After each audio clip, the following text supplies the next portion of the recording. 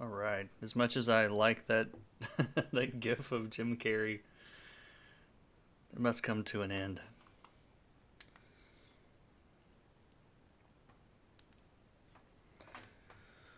Welcome, everyone.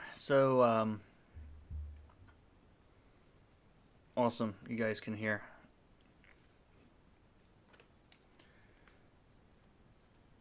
So, tonight I'm going to be working on this. Try to finish it. We'll see. I haven't done artwork quite like this in a while, so if I don't finish it, hopefully we'll get close anyway. The artwork is by Sean Izaaske. We worked together on a. What did we work on? We worked on a glitter bomb cover. Give me a second here. There, this one. I don't know if you guys remember this or not. I think I did a video on it. But we did this together, and I emailed him a couple of weeks ago and asked him if he could send over some superhero stuff, some spandex stuff, which I have very little to none in my portfolio, so which I need. So I decided to do these just for fun and see how it comes out. And let's see, it's popped out the chat room. And hello to everyone. Loomis, Isengard, Paul. Paul Russell's my brother, for those of you that didn't know that, which is probably all of you. Ronnie the Zombie. A cow. A cow. I don't know how you say that name. A K. Sorry, I probably butchered your name. Joshua. And a bunch of other people. So thank you. Thank you for joining. So all I've done so far is messed around with some of the flat colors, and that's about it. I really haven't done a whole lot with it, but that's the boring stuff, so I figured I would do that first. Did some changing of the colors of the lines on the graffiti, and added this spray paint thing here, and that is actually all that I've done, so I really haven't done much in the way of rendering yet.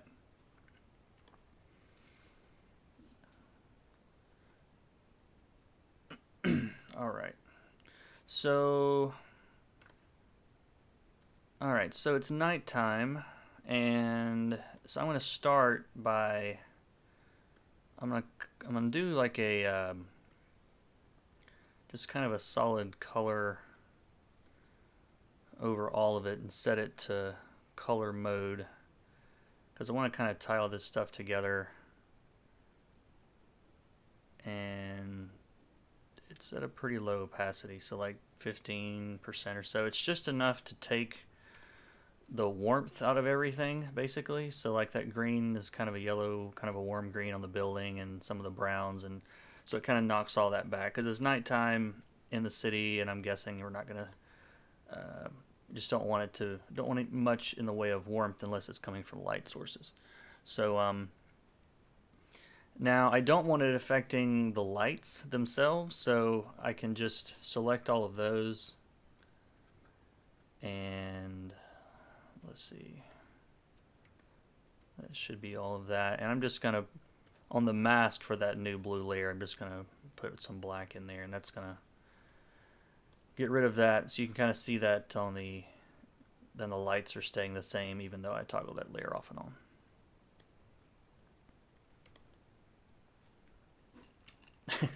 It's a family affair tonight. My mom's here too. Be nice.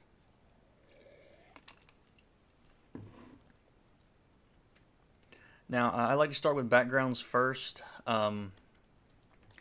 but I'm actually going to do some more color holds first. So that's what you do when you change the color of the lines.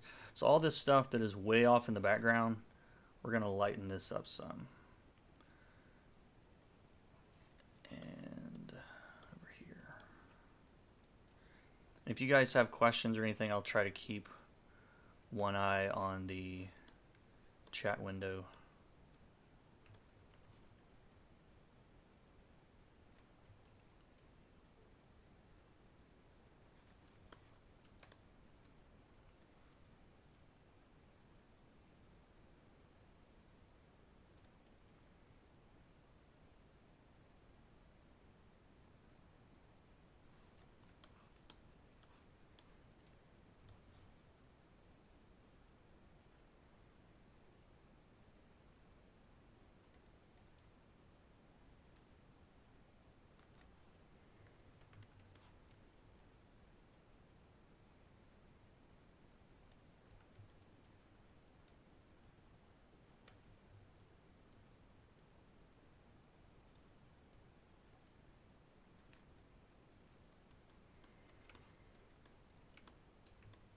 So all I'm thinking about now is just the farthest parts of the background. I'm going to leave the rest of these buildings the way they are.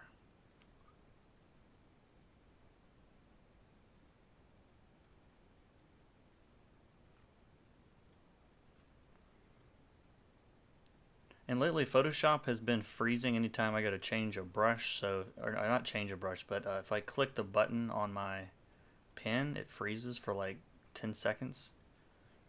I don't know why it's doing that, but it's driving me crazy. Probably because I jinxed it by threatening to switch to an iPad. Probably. Adobe heard and sent a bug my way or something. I don't actually believe that. Don't tweet to Adobe.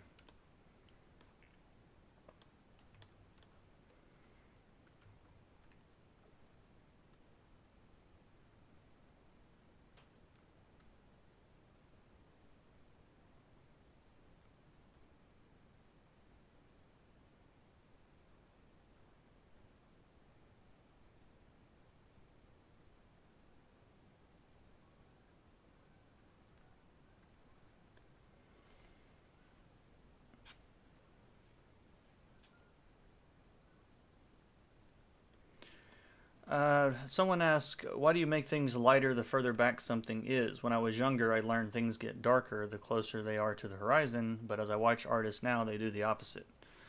When you were younger, you were told incorrectly. So, no, I'm sorry. As things get further away, there's more atmosphere, okay? And there's more atmosphere, it does two things. It tends to lighten objects, and it tends to you tend to lose contrast. So, so yeah, it's just one of those things that that's what happens. So that's why you see all the artists doing it, is because that's what happens in reality when that happens. So, I'm trying to think of a scenario where something would get darker as you go further back, but I can't think of anything.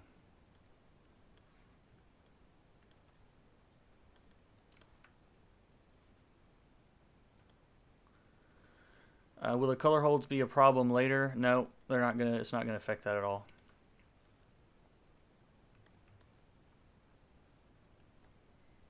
Because they're solid. I mean, they're solid and they're in normal mode. So there's whatever I do is not gonna affect those.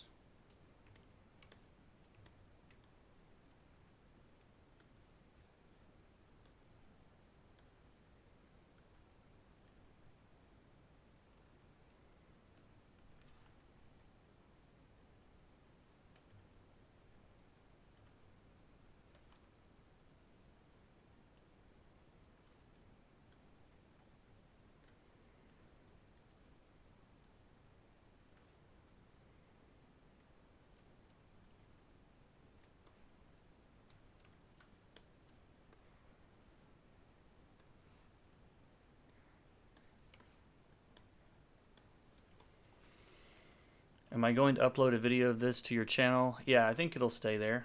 I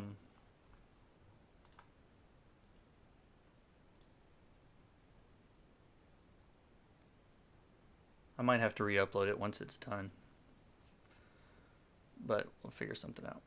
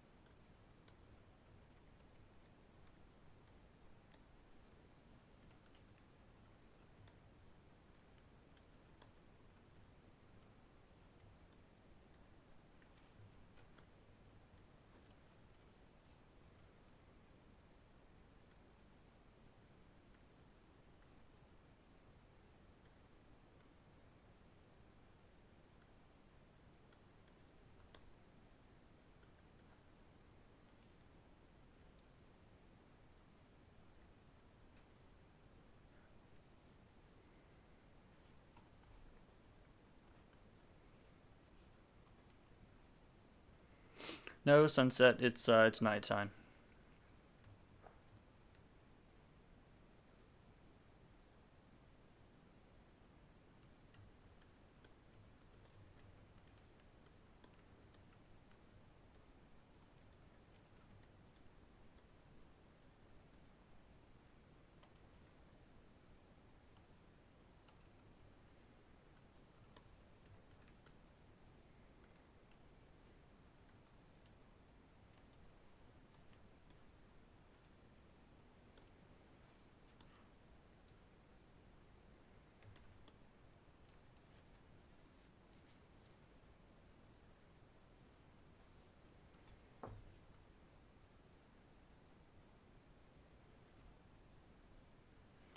The question is asking about the amount of black in colors.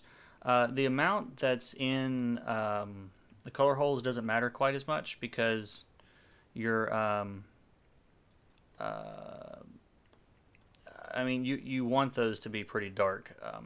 It's it's the it's when you start getting too close to the ink colors that it becomes a problem. So when your colors are almost as dark as your inks, then that's when you have an issue. And these blacks are, yeah, they're pure black.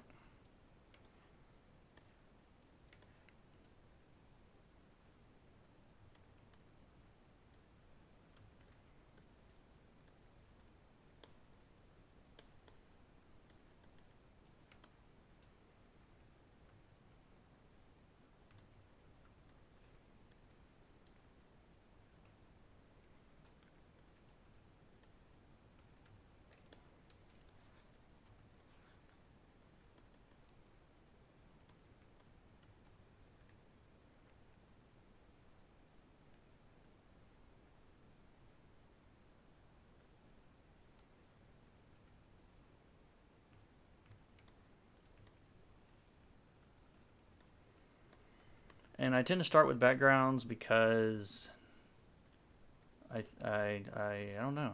I think it to me it makes sense to kind of create the environment the characters are going to be in before you start rendering them.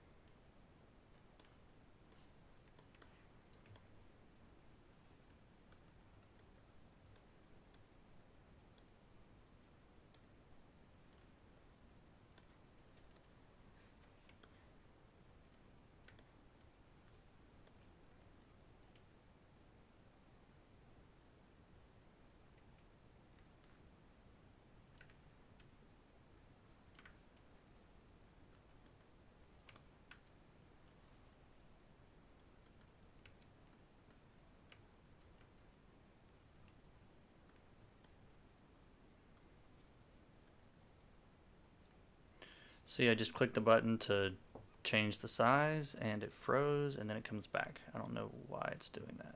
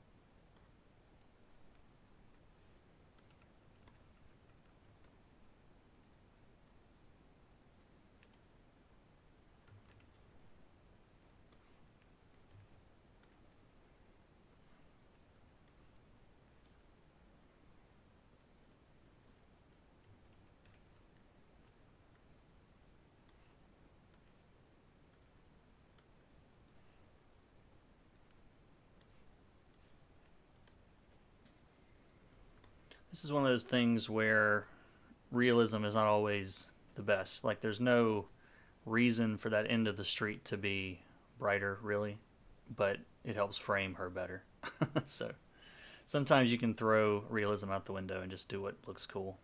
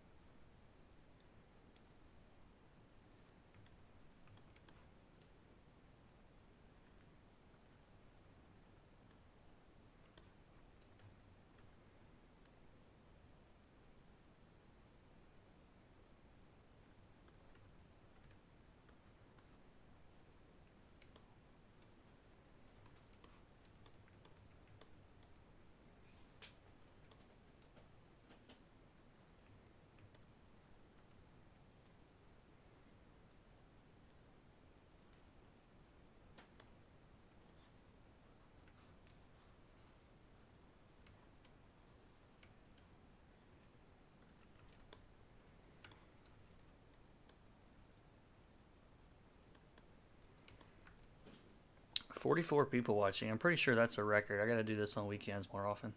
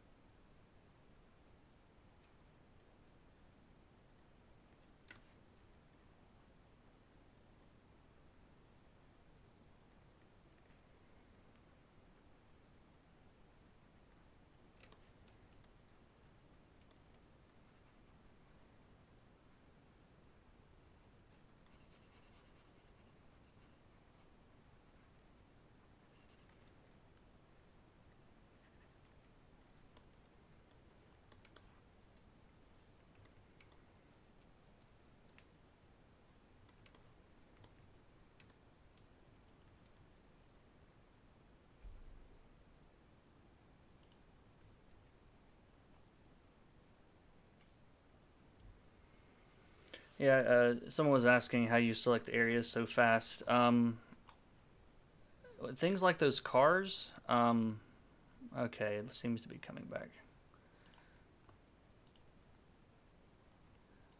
Things like the cars, I just selected everything around them and then deselected the, I mean, just lasso around all of them and then deselected the road with the magic wand and all that stuff. So I didn't actually have to lasso around each car.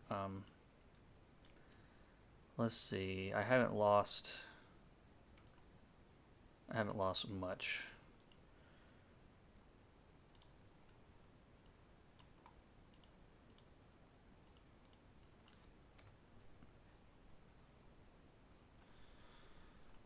Okay. Okay, I'll show you that again since you missed it last time. So, so for example, instead of even with the flats, like I could go to the flats and like select each part of every car, but then the windows are a different color and that takes too long.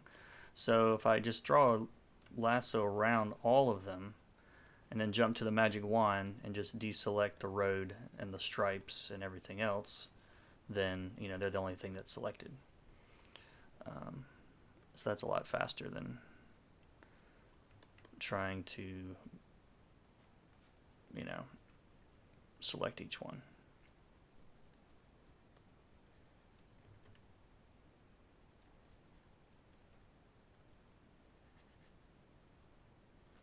Yeah, I think the cars are the only thing that I lost, so we can do that real quick.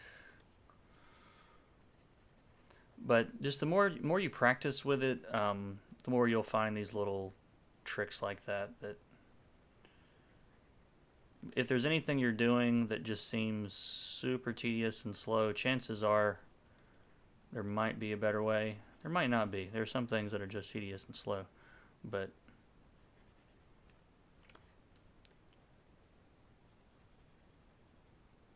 just keep playing around with it.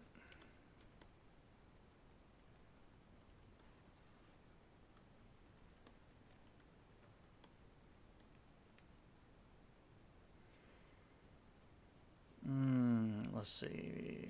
We got cop cars, so let's do.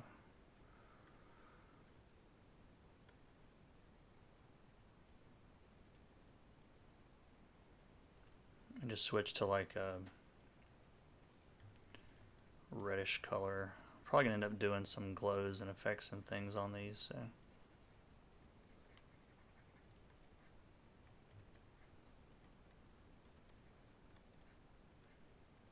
So I'm probably not being as careful as I should, but I can always go back and tweak things. Actually, I need to make... Let's do this.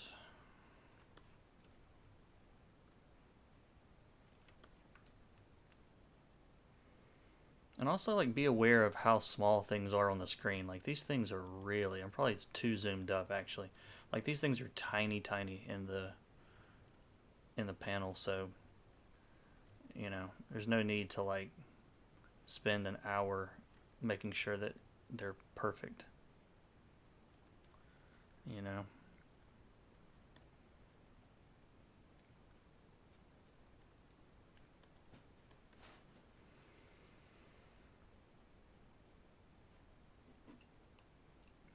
The question, does Photoshop give me trouble sometimes? Absolutely.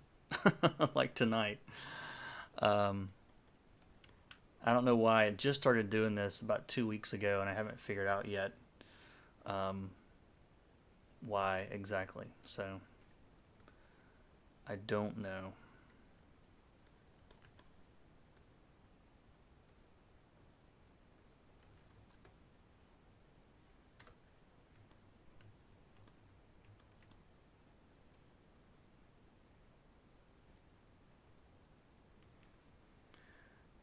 And anytime you want to do some special effects that are close to a panel border, I like to I'll draw a box around to select that area so that anything I do is going to be contained there,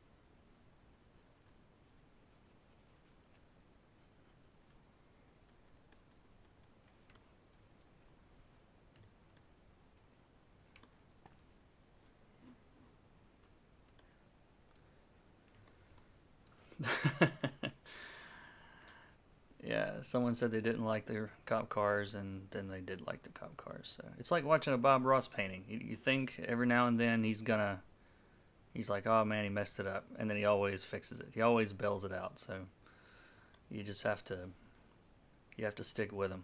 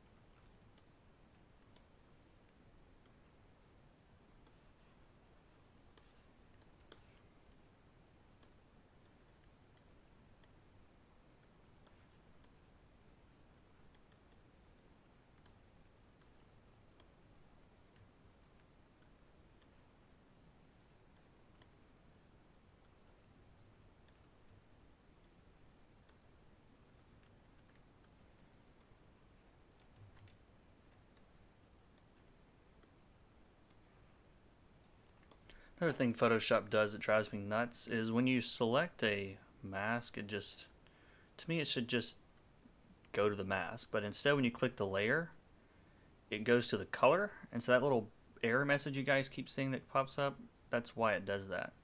Because if you're coloring on the mask, you have to be on this part of the layer, this little black and white thing. But if you just click the layer, it defaults to the color and doesn't work.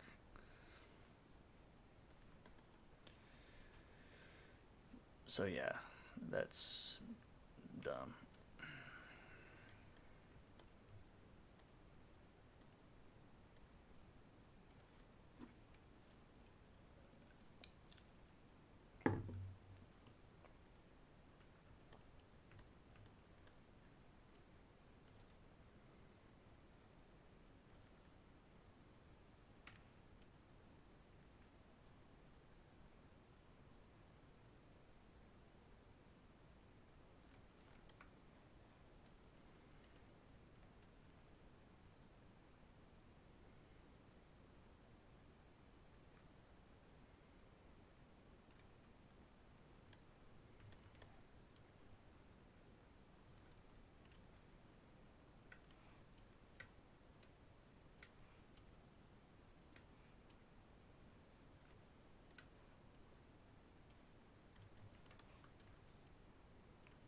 I messed that all up. Let's try that again.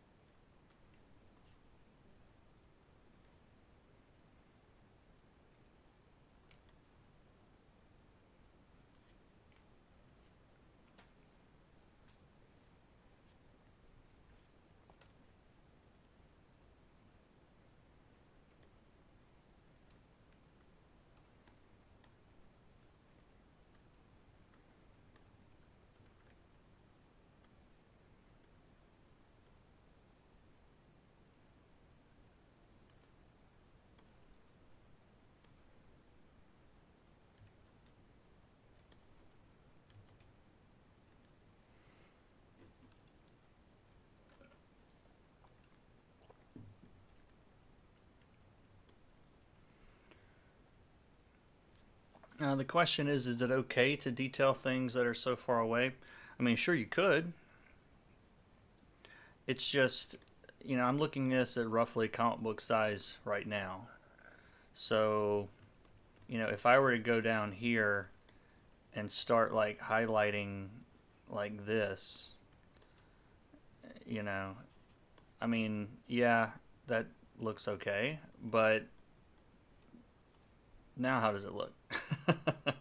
You know, so it does take some practice to figure out, like, you know, what is too small and what's not. But to me, that would be an example of something that is too far away to matter.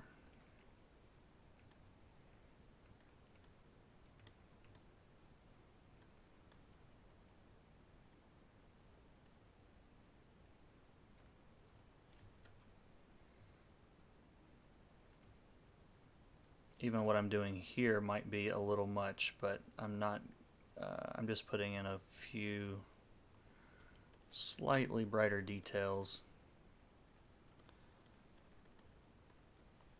And that is it.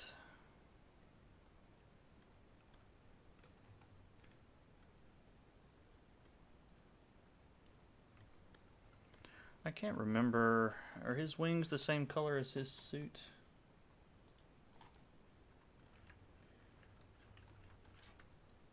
I think they're a little bit lighter, right? I guess it depends on which version you're talking about. I've seen it both ways, so I'm going to make them a little bit lighter.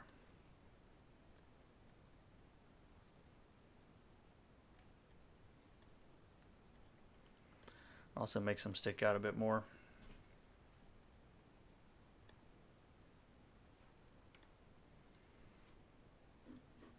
Yeah, it is the vulture. There's some other pages. You'll get a better look at him in a bit.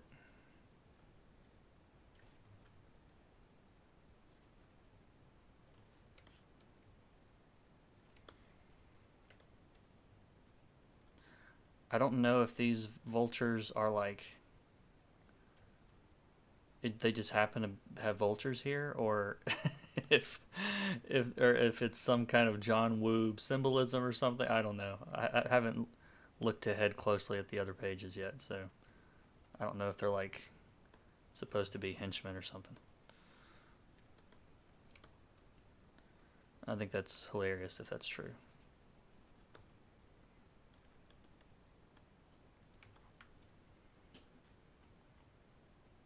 Now I'm curious. I'm gonna check these other pages real quick.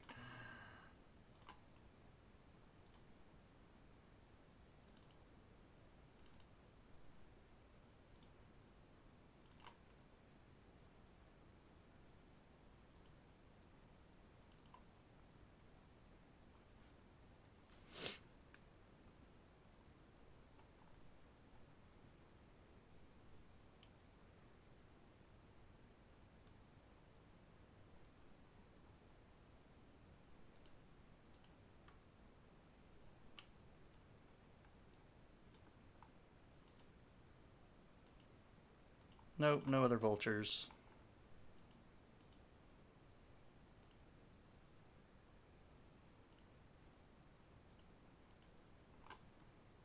Yeah, he just happens to have a posse of vultures.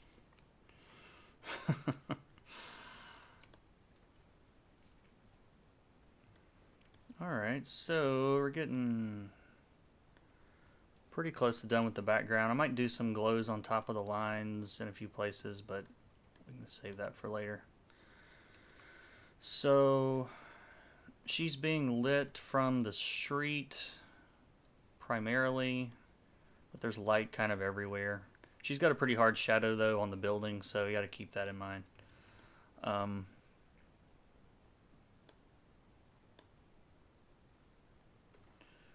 So let's see, what's the light gonna do?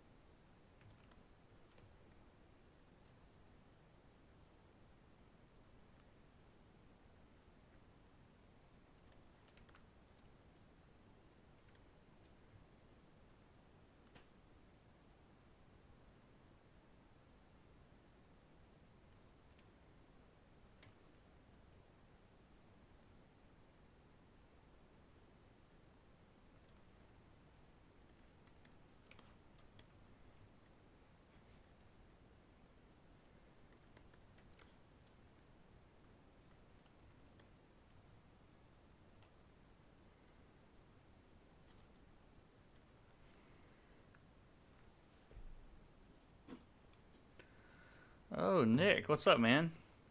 That is the talented Nick Filardi.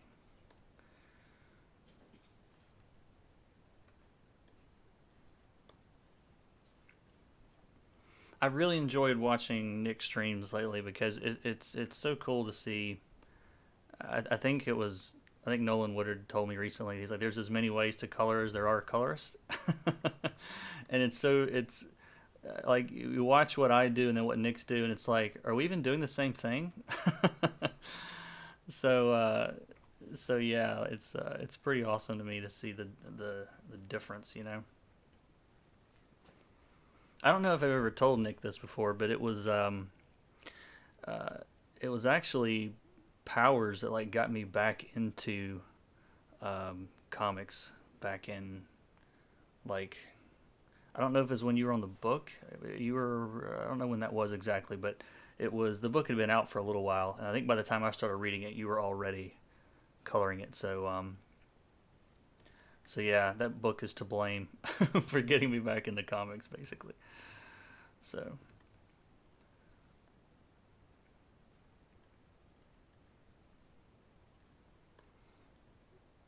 the other thing, and that's one of the reasons I wanted to do this stream too, is I talk to so many people that they just see the final product, or they see, that they see that they don't get to see how the sausage gets made. You know what I mean? As they say, like, I like sausage, I don't want to see it made. Um, and people just assume that every page you do is just perfect and the first time, and yeah, that sounds about right. So but yeah, like you stumble through things and you try stuff, and sometimes it doesn't work, and that's that's all you can do. So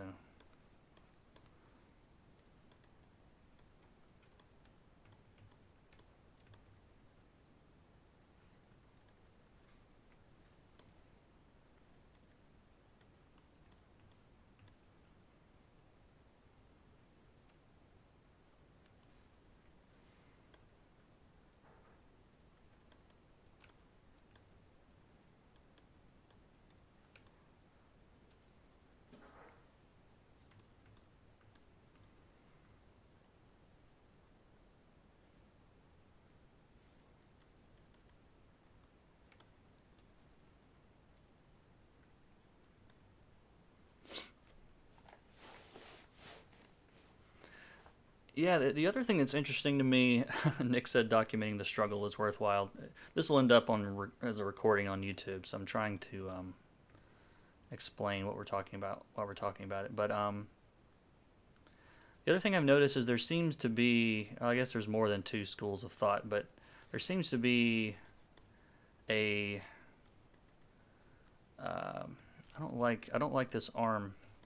There seems to be I talk to some colorists that are extremely secretive about how they're doing things, like really secretive about how they're doing things, and even like technical stuff. Like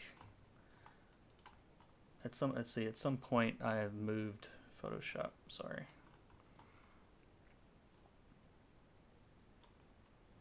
and I lost my picture. Oh, there we go. All right. Yeah, it's just interesting to me to see the two different ideas. I mean, granted, if you're doing something so incredibly unique and specific that you like invented it, I could see like wanting to hold on to that. But I even mean like technical stuff.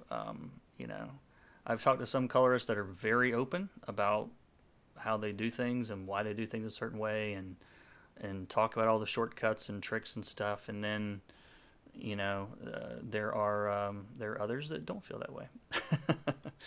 So I'm not going to judge either. I still don't quite understand some of it, but to each his own. So I mean, you know how I feel about it. I'm doing a coloring tutorial channel, so it's like Yeah, I've been shot down recently by another colorist that I wasn't even asking like creatively how they were doing something, but like there was something technically in Photoshop that was it was just like a like I said it was obviously just a technical thing, a shortcut or trick or something they were doing, and I couldn't figure it out. It wasn't anything to do with how they were brushing or rendering or any of those things, and yeah, they didn't want to tell me, so I was like, all right, cool, do you, man? So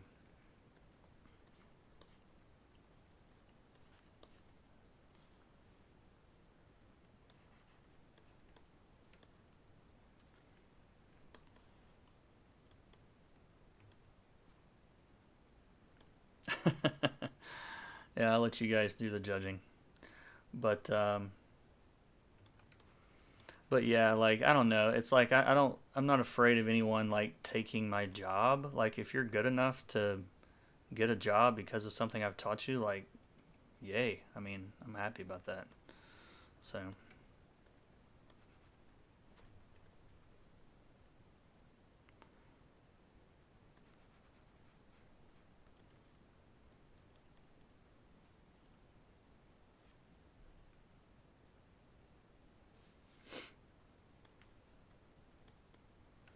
yeah, absolutely. If I like said, "Hey Nick, how did you do this cool thing?" and then I went and sold, how to do that. Like yeah, but that was yeah, like I said, to each his own.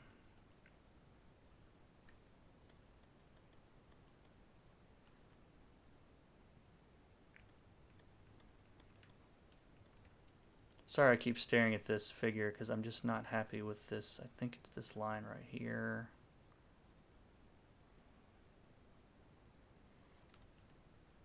Something like that.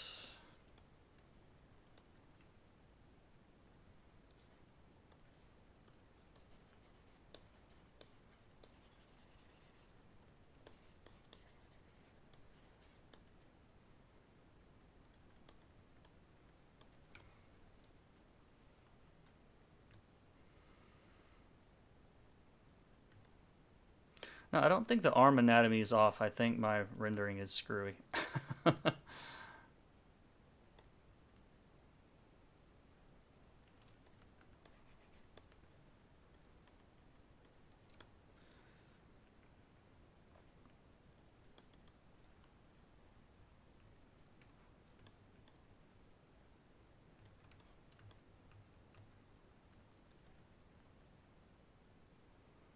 Yeah, if you guys haven't seen Nick's stuff, I think I added him to my. Let's see. No. Yeah, I did. So if you go to my channel, let's do this. And go to featured channels. Over here on the right, you'll see that Nick has been added. He's on Twitch a couple nights a week, and then he posts them to YouTube. So be sure to check out his stuff too. I think it's good to get a just totally different take on things. That's how I learned was, trying something and then, uh, or kind of adopting a technique, um, or tweaking it for my purposes and that kind of stuff. So, um, yeah.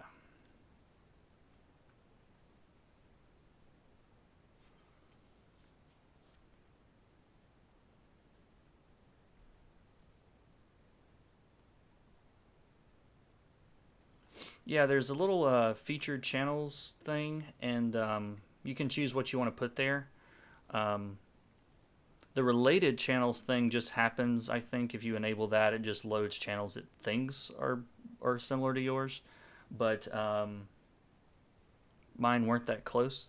So the ones that it recommended like really weren't that um, that related. So I just disabled it, and but there's not a ton of colorists on YouTube that I know of. You know, Nick obviously is one. Jeremy Colwell doesn't post very often, but he has some. Mostly they're like time lapse speed stuff, and it's very like painterly kind of stuff he's doing. Um, Rex Locus posts really infrequently, but he is just a total wizard with a lasso. Like I don't know how he does it. And But yeah, I don't know if you guys come up with others. Um, yeah, put them in the chat and I'll shout them out.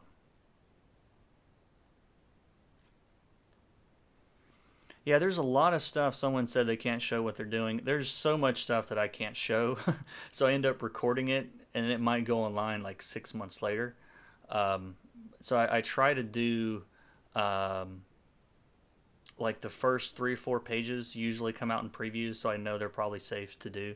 And so I usually try to record those and they just sit in YouTube and my private video manager for months.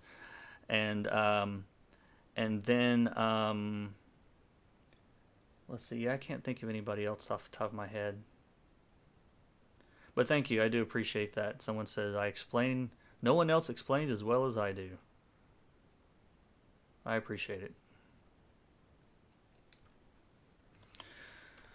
How much input do I get from the line artist when working on a book? It depends. Not much usually, I'll say. Most of the time, I get done with the book and I'll send over, it's just the JPEGs for approval, and you might get a couple of notes here and there, but other than just like, reference for costumes and things, this costume has to look this way. There's not a lot of input there. And I've done a few creator-owned books where I've had some input on, how the costumes end up. But as far as just like page to page, not much, I mean, that's been my experience anyway.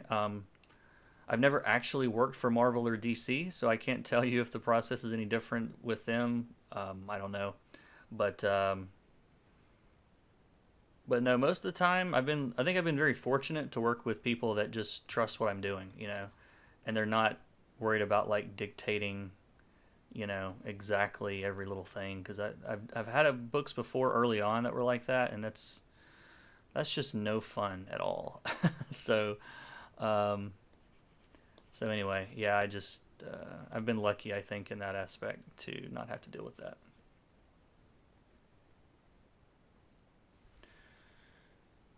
How do you usually get the colors of characters on indie books with unknown characters? Just try stuff. I mean, there's no like magic trick for it. I just do what I think looks cool and send it over, and if they like it, great. If not, we change it. But I don't overthink it too much.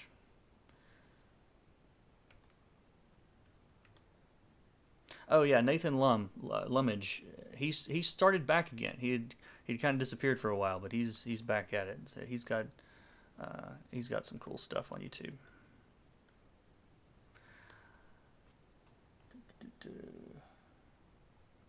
There's also Coffee Table Comics. Let's see. Jason Brubaker. He's done a few coloring videos. He draws and colors and everything, so you can learn a lot from his stuff. I just try to watch as many people as I can. I try to watch a lot of digital painters like Boro Dante, Boro Dante. I've really learned a lot about color theory from him recently. So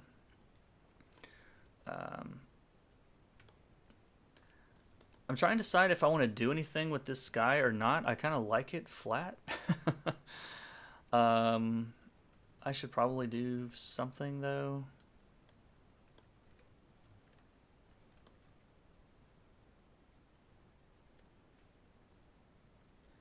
I'm just going to keep this subtle and see what happens.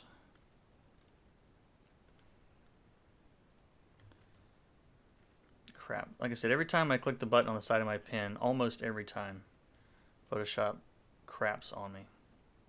It's doing it again. Sorry.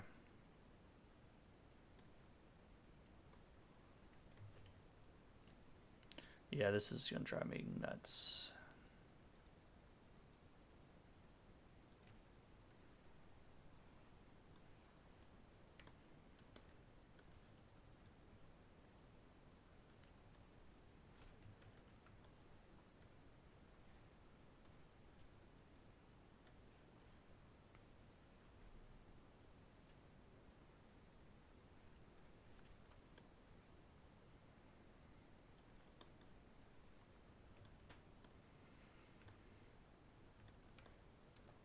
I've been working on glitter bomb, and probably because of that, it all looks too clean.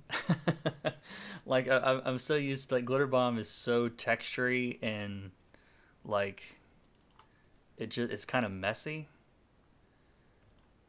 And I'm thinking about maybe doing something like that on the buildings, maybe just like super super subtle,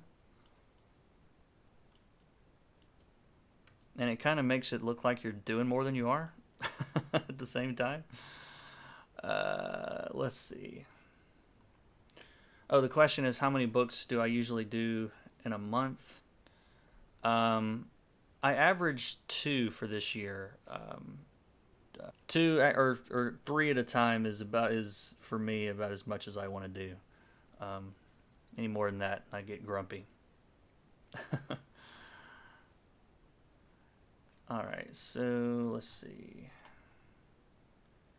Oh, if you guys are wondering, I had someone ask, sent a comment earlier. They said, "Why do things pop off your screen?" It's because, like, I'm actually recording. Let me just show you real quick. So, if this is, whoops, if this is the shape of my monitor, it's an ultra wide monitor, so it's like super super wide, and I can't draw a square box apparently. Anyway, it's like that. Photoshop is like this. So like this is a 1080p window on my screen so that it's really sharp on YouTube. Because otherwise it has to, like, if you blow it up all the way, then it has to do interpolation and stuff with the text, and you can't hardly read it. So I'm actually working within an area of my monitor. So that's why sometimes the Photoshop, like if I do this, like it pops off the window because there's a lot more space over there, you know. So that's why that does that. All right, so let's see. Texture, that's what I was going to do. What do you think about this, Nick? What is it missing? I feel like it needs... I'm not used to doing spandex books. And all of my books have been so simple that are simply rendered, that when I'm actually having to like render stuff, I'm lost now. Not really, but let's see. Textures. Let's do this over here.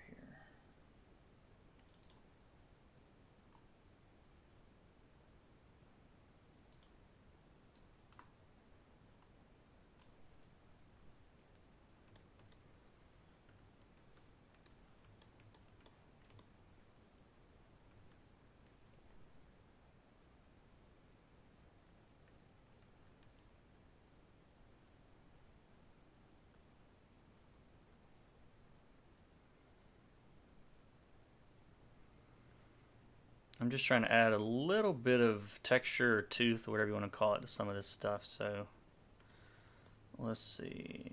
Select all this stuff.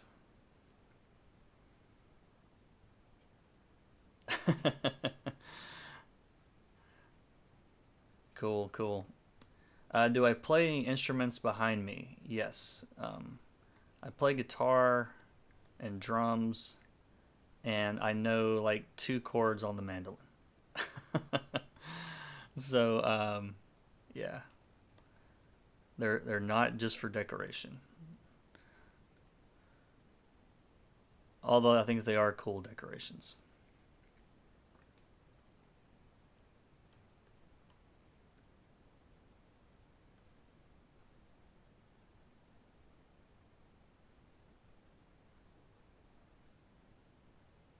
I'm just kind of goofing around with how much of contrast is in this texture right now.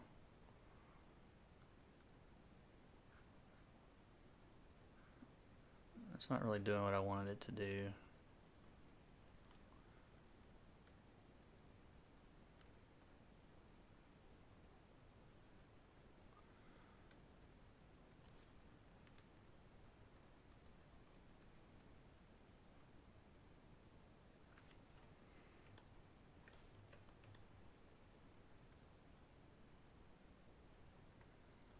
I don't know if that's so subtle you can barely see it, but that's all I wanted.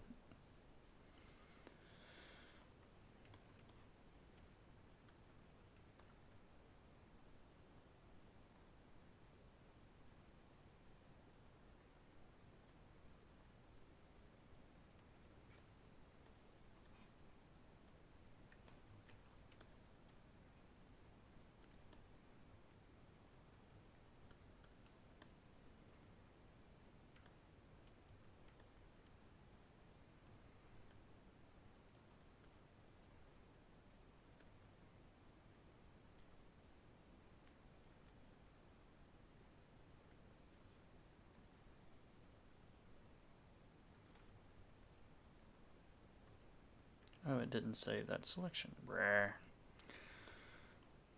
Bear with me here.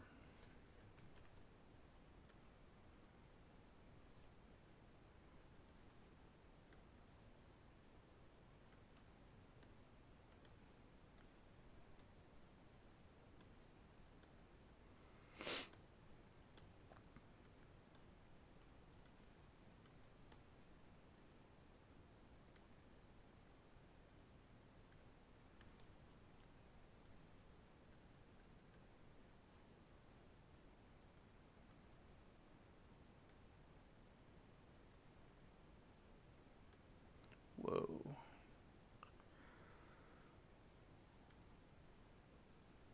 Why did that do that? Oh, I know why. That needs to go. There we go.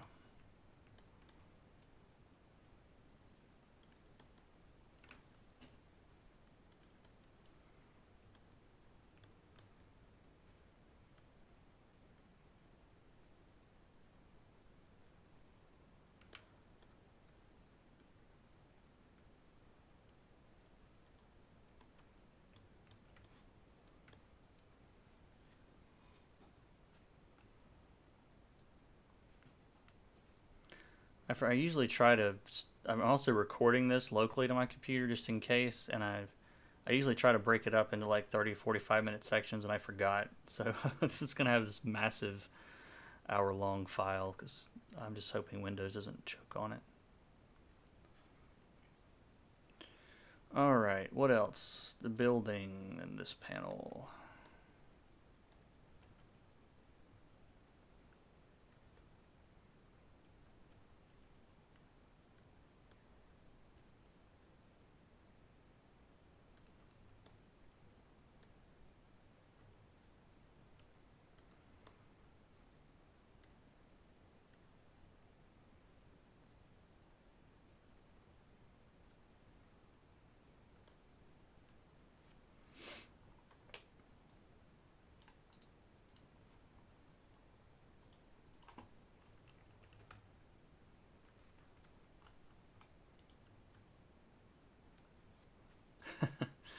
Carlos says, "Dude, your videos are very good. Congratulations," in Portuguese.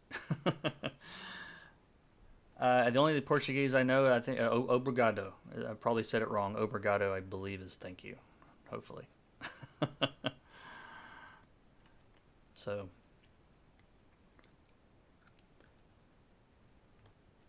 I may have called him a name. Who knows? Okay, let's merge all this stuff. Whoa, that didn't do what I wanted.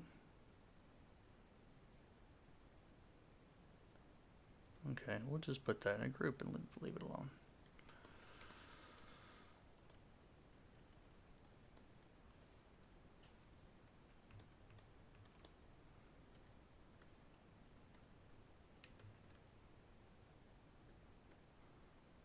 Yep, and colorists get to decide who is asleep and who is awake in all of the buildings also.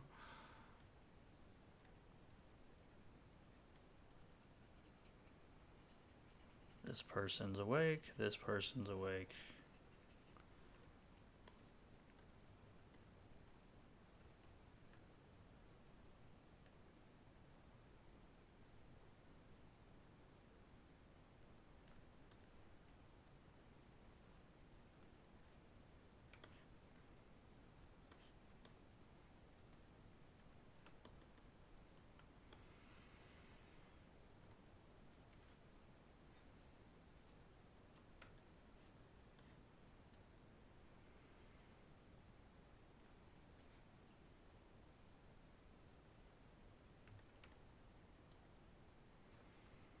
Alright, I think I'm going to go ahead and...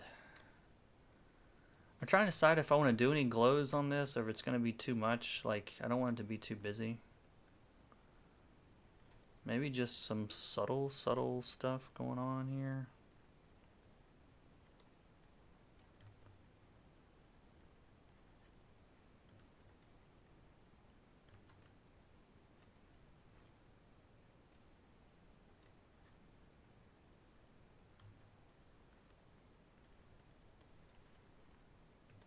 The lines are almost completely lost that way.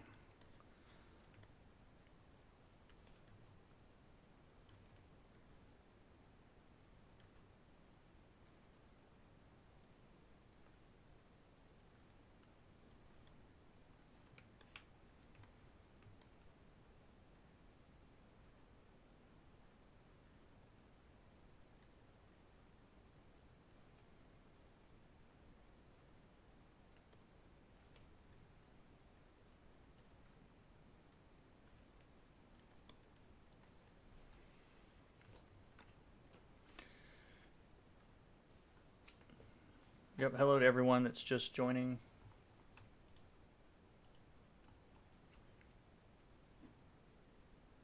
How many pages do I color from start to finish in a day? Probably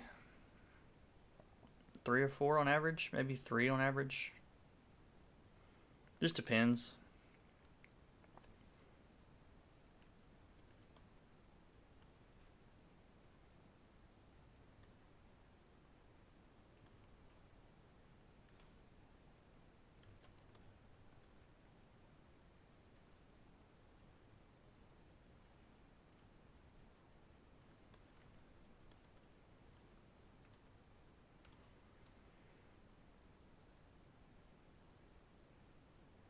I think I like how this turned out. It's, I'll sleep on it and decide if I want to do something else with it. But, any other questions before we wrap this up?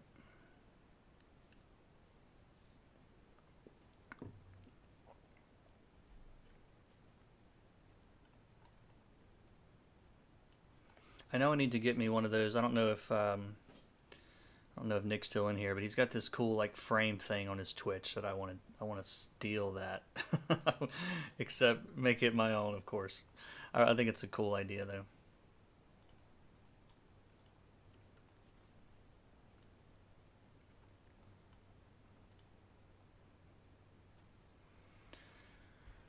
Someone asks, how long does it take for the average person to learn coloring and start earning money? There's no answer for that.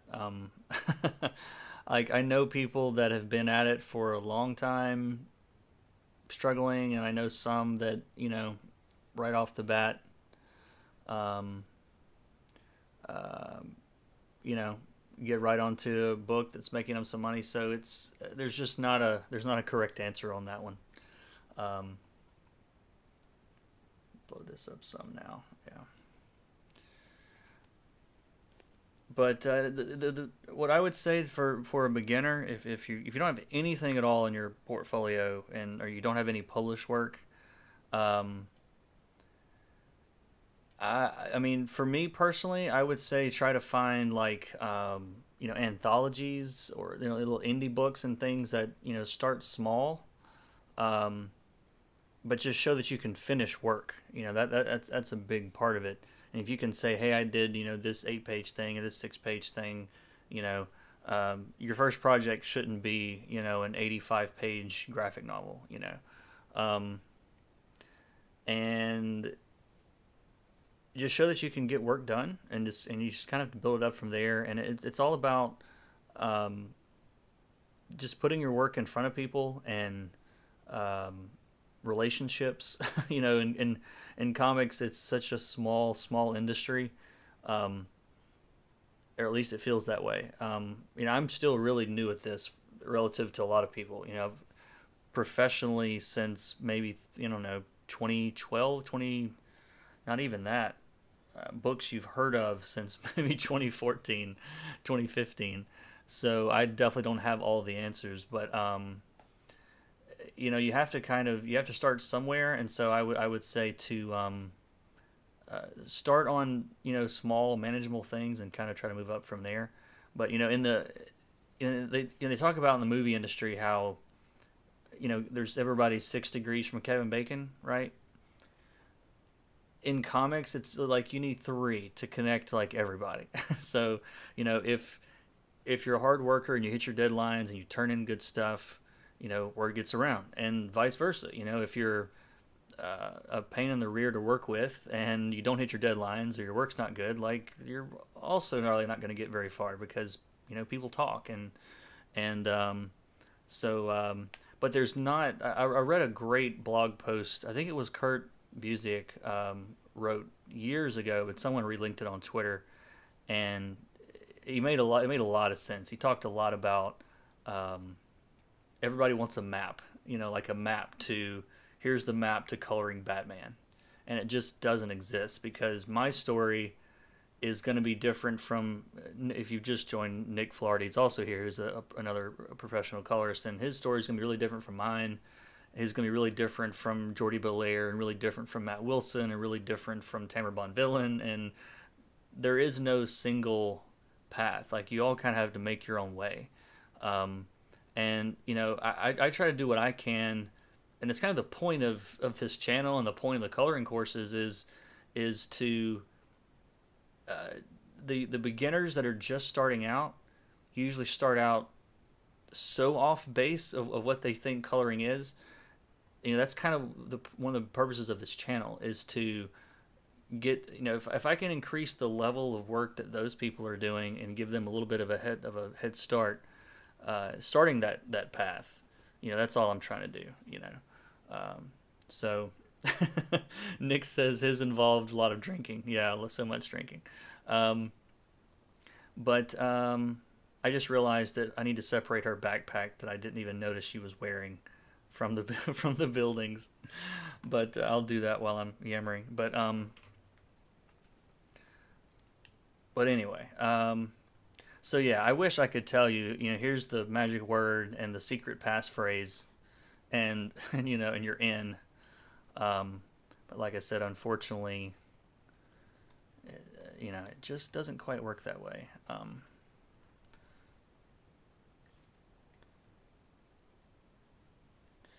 Let's see. Someone asked, how do I develop your coloring style? Just by coloring. I mean, I know that's a boring answer, but when I first started, and this is probably the same with just about anybody, is there's going to be things that that you see in other colorists that you like, and you can kind of work emulate that stuff, and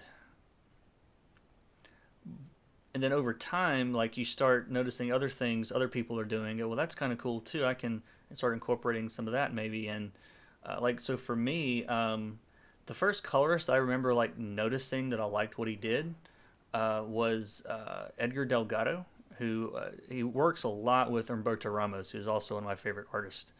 And I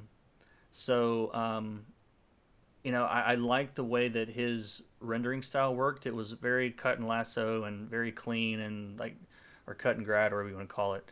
And I just liked the way it looked. I thought it looked cool. And it really works well with Humberto's art, obviously. But So there's things that I do that are kind of derivative of that. But then there's other colorists that I've watched and said, okay, I like this thing that they're doing, and I'll kind of try to emulate that. And then over time, style is not something I think a beginner should be worried about very much, because you're not going to have your own at the beginning. It's almost impossible that you're doing something so unique that someone would recognize it, because, if you look at, what I was doing, I don't even know if it's recognizable what I'm doing now. But when I first started, no one's going to go look at that. Oh, that's that guy, Russell, that colored this stuff. So, yes, you'll eventually have a style, but if you're just starting out, I wouldn't worry too much about trying to develop it. Like, just let it come naturally. You color enough, and things are going to, you're going to start doing things that separate you from what everyone else is doing.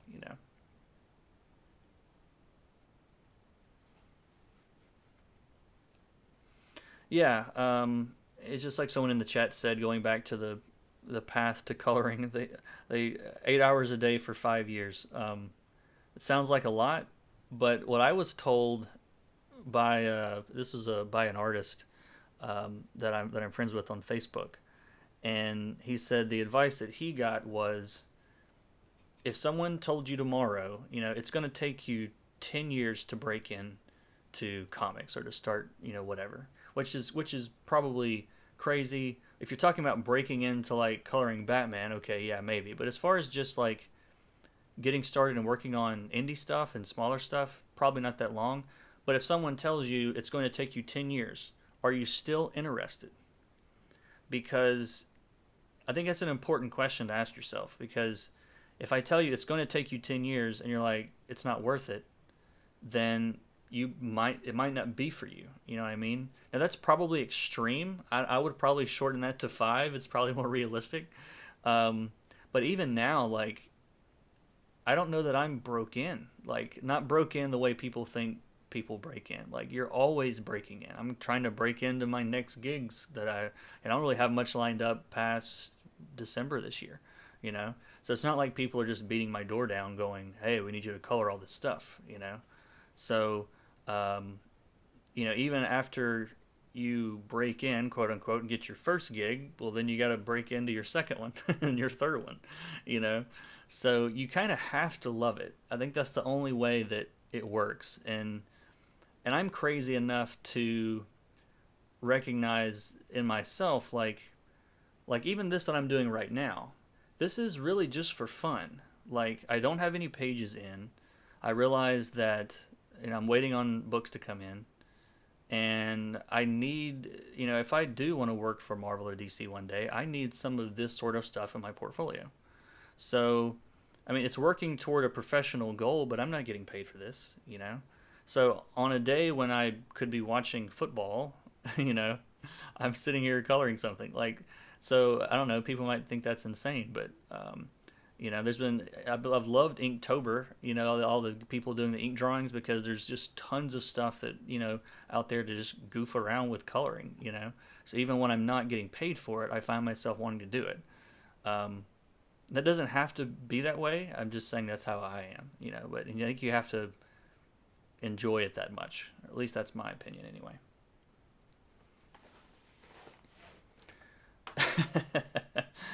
So, yeah, Nick said, I want abs, but it's not worth working out all the time.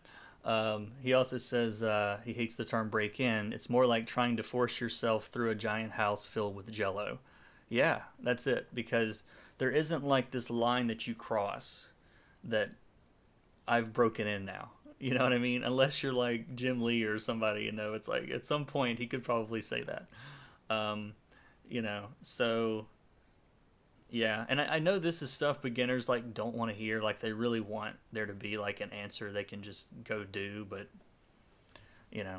what's gonna work for one of you guys getting in is not gonna be the way that got me in or whatever. So I think I've beat that dead horse enough. You guys get the idea. So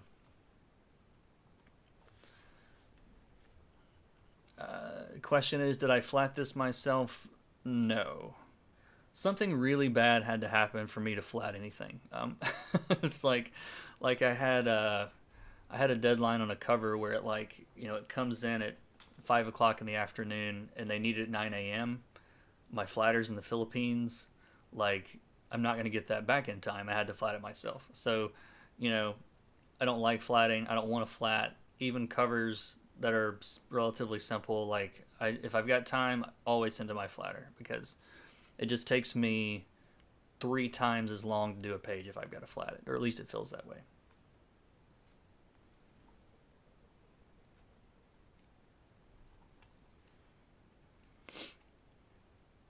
If you think that I don't like flatting, you're right. Good job.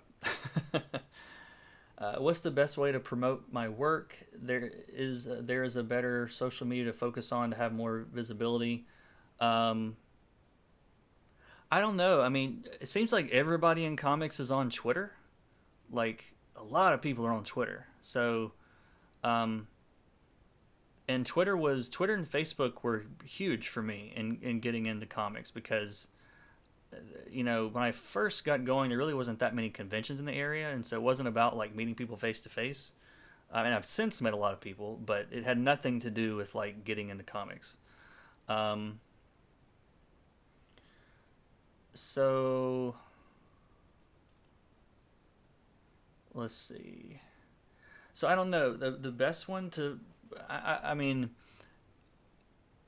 I would say if you had to pick one, but I don't know. I mean, I don't really do much with Instagram. There's a lot of people that do well on Instagram. Um, I would try to maintain some presence on all of them, but Facebook's probably the least useful these days, in my opinion. Again, this is just my opinion. Um, but having stuff on Twitter, just having a website, making it easy to find your stuff. I can't tell you how many artists that someone will retweet a piece. I'm like, man, this is incredible. This is awesome. I want to click on this person's Twitter handle and figure out like how to get in touch with them or look at their website. And there's no email address, there's no website. It's just Twitter, and you know, so if you do make one like that, make sure that your email is there. Make sure that you've got a link to your portfolio or it's easily to find, that kind of stuff. But Facebook groups are actually probably, if I could point to one thing, they were bigger for me than anything else. It's so hard to find good ones now because there's so much spam in them. But um, so yeah, that's my 2 cents on social media. Oh, Nick asked, how did you get your first gig? So depends on which first gig you're talking about. There's one that I don't count. So like way, way back in 2003, I got a tablet and I started drawing and like digitally for the first time. Because I've been drawing on paper since birth, basically. And I realized that I like coloring, and I thought, okay, well, this is easy. I can color. I can stay in the lines, which is all I thought you had to do. I knew nothing about coloring. Got like a 5-page gig and got fired off of it because I was so terrible. And that's when I realized one of the writers or somebody on it was like, destroyed my work, and I realized I had no idea what I was talking about. And around the same time, I was playing a lot of music locally, coffee shops and stuff, and really got into music and completely forgot about comics. And then in 2011, hold on, I need to go to my own website to see when this was.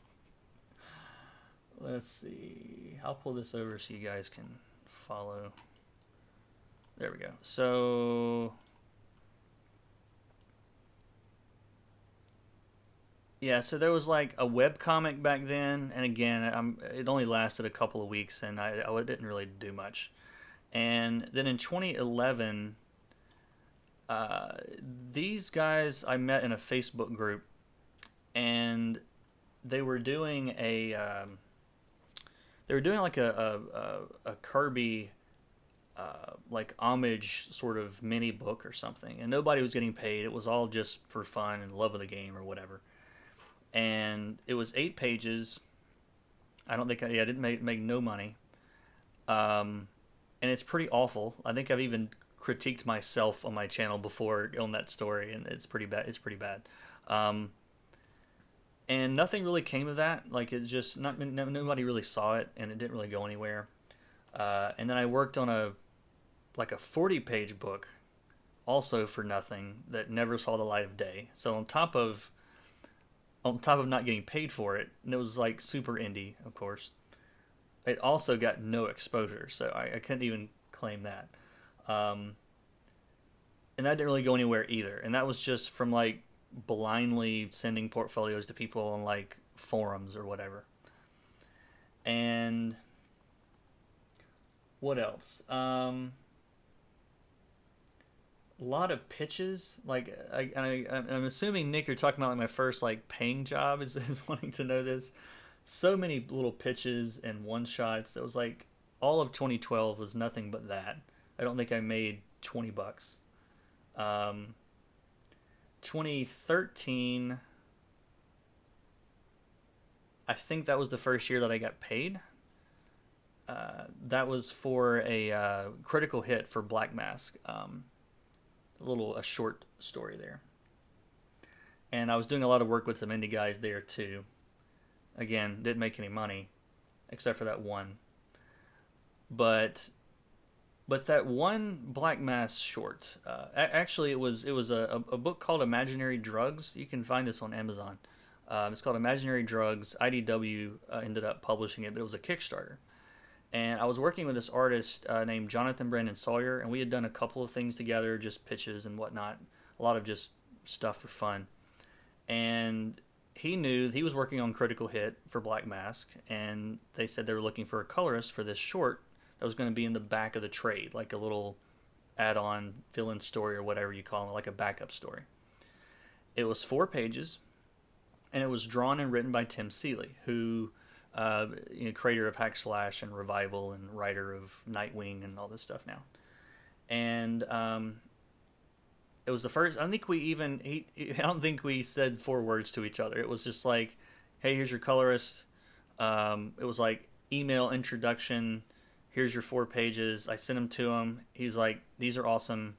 I think that was the extent of the conversation. And then that was it. That was the first. I think that was the first paying job. But the interesting thing about that is about a month and a half, not even a month and a half, about 3 weeks later, I was on in this Facebook group, and someone mentioned that Rachel Deering was looking for a colorist for this big anthology, this horror anthology called In the Dark, which is an amazing anthology that is underappreciated. There's some amazing writers and artists on it. And she needed a colorist. It was another 8-page thing, I think, and that was paying. And it just happened to also be written by Tim Seeley, which was weird, I guess. It was totally distinct paths to Tim Seeley twice, okay? And so I did that. I think that was the second paying job. And then about a month later, now remember at this point, I haven't drawn or haven't colored a single issue of anything, like a full issue. There may have been one. I think that was the one that never got seen. So in all of my coloring career at this point, I had 1 issue, like full issue, in my back pocket. Okay. So one of Tim's editors emails me and says, "Hey, how fast can you do 22 pages or 20 pages or whatever?" And I'm like, I don't even know what the right answer is. I'm like, 2 weeks, like just hoping that was a good amount, because that was about how long it would have taken me back then. And he's like, "All right, cool. Do you want to do 5 issues of Hack Slash?" I'm like, "Yeah." So I was freaking out because like my first like real book that's getting published was an Image book, and I just failed to mention to Tim or anybody else that I had only really done 1 issue before. He never asked me, or I would have told him. But so anyway, it worked out. I ended up doing, it was Hack Slash, the Son of Sam Hain miniseries from 2014.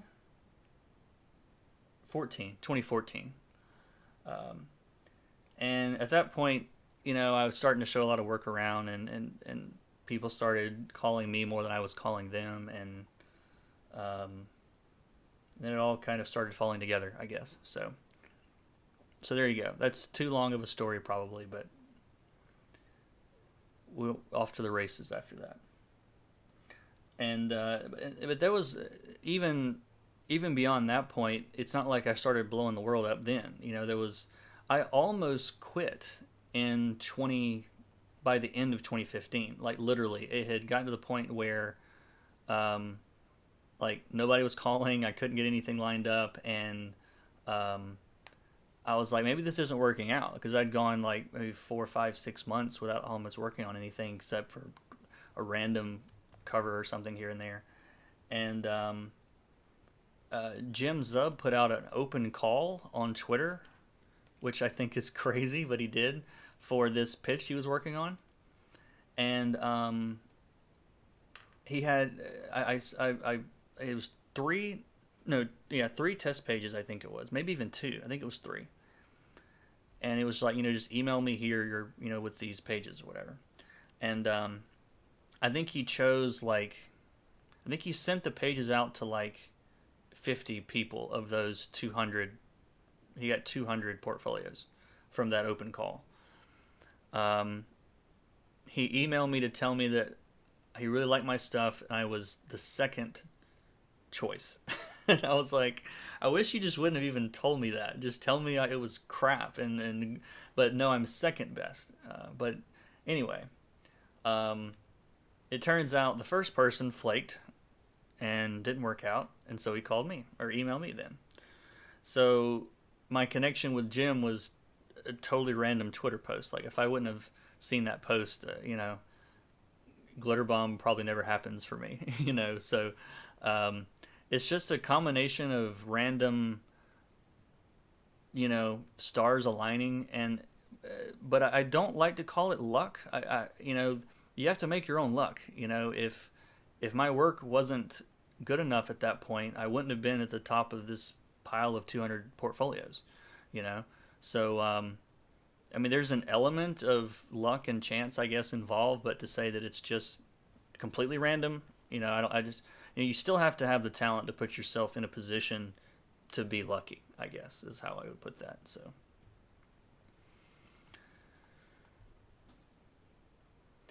let's see, what else? I use Clip Studio Paint, and I watch your tutorials for flatting. I found your tips in Photoshop work well in Clip also. Yeah, most of this stuff, like the color stuff, applies to like everything. You know what I mean? The way that you do it technically might be different, or the settings might be slightly different or something, but it's all the same stuff. So the storytelling and the color theory and all those things are independent of software. So if you like Clip Studio, go for it. Clip Studio, it works. Like I said, I've switched to Procreate recently on the iPad, and even with that, like there's a lot of it's equivalent processes basically.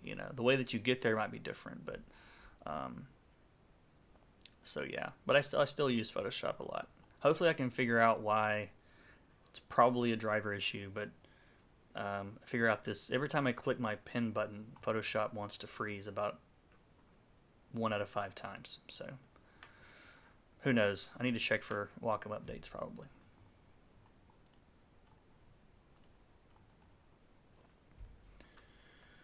All right, so I was gonna wrap this up. There was a bunch of questions all of a sudden, so I'll ask one last time. Anyone have any other questions that you really wanted to ask and I've accidentally forgotten or something? Oh, and thank you, Tim, by the way. Tim says that he likes the new Hack/Slash issue. Thank you. It's a very different looking book. I really like Sealor's style on that. It almost, part of it reminds me of almost like a Disney style, which is hilarious to me, given the content of the book, but it works really well to me. So.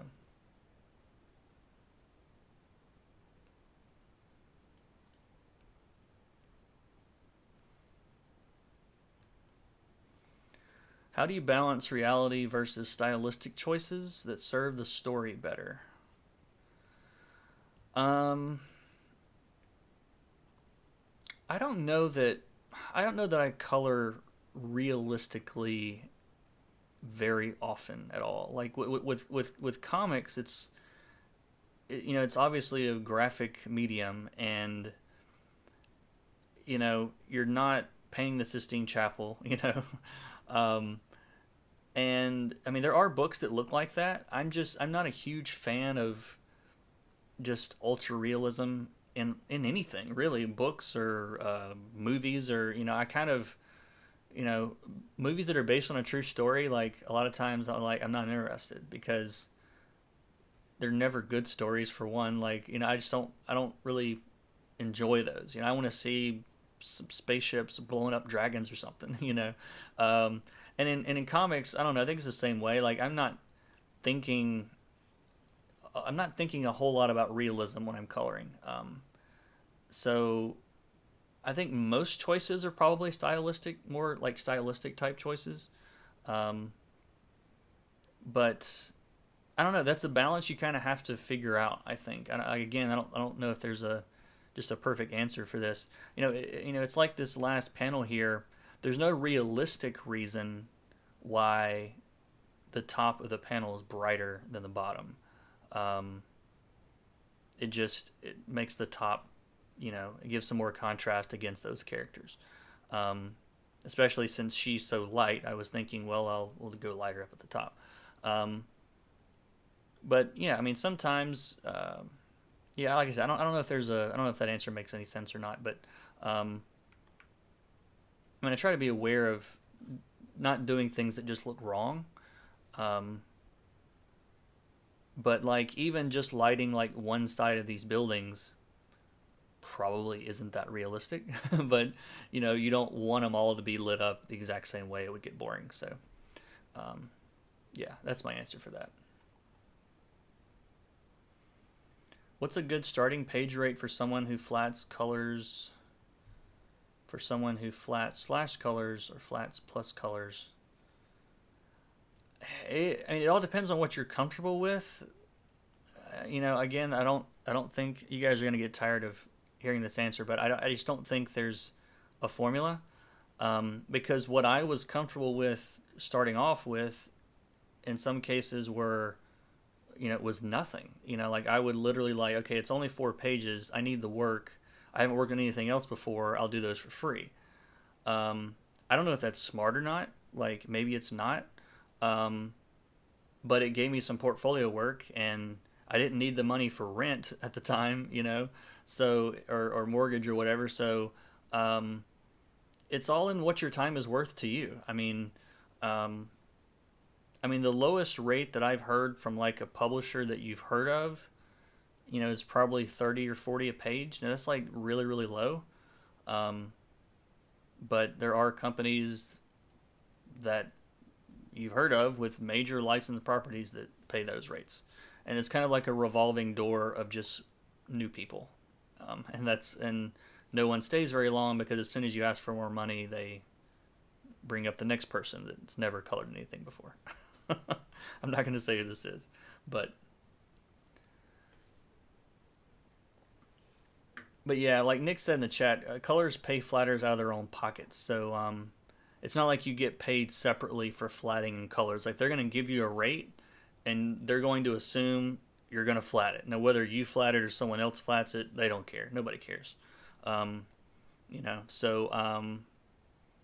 so when you take a page rate, when someone tells you, okay, we're going to give you 50 a page or 75 a page or whatever that is, flatting is baked into that. You don't get to like say, oh, and I need $15 for a flatter. It's not going to happen. I don't think so. Um, but yeah, Nick said trying to double dip. You can try. It's probably not going to work, but so.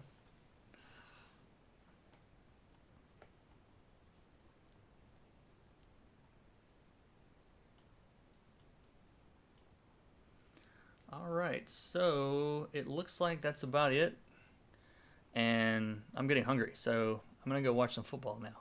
But thank you all for coming. It's really been a lot of fun. I will try to do this for the next page in this series. I'll try to stream that too.